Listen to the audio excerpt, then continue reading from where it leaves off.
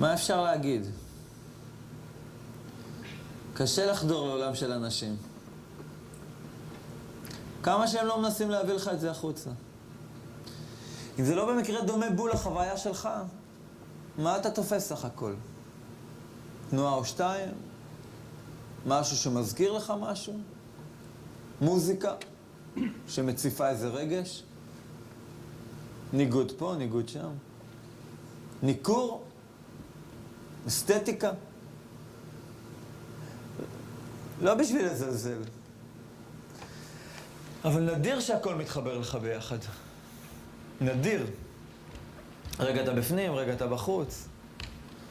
אני אישית חוויתי את זה רק פעם אחת למשל. וכשאתה לא ממש מתחבר, אתה מתחיל לפתח דעות. זה לא תהליך ביולוגי, זה תהליך חברתי. זה משפיע עליך. אתה מתחיל ליהנות מדברים שאתה לא בדיוק נהנה מהם, כל מושג החוויה משתבש. מה קורה? אתם מחכות בגללי? לא.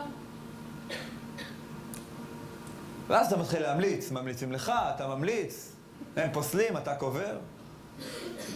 אז בגלל מי? שלחתי אנשים לראות דברים? וואי, וואי, וואי, וואי, וואי. הפלתי ככה הרבה אנשים. אבל אותי גם הפילו.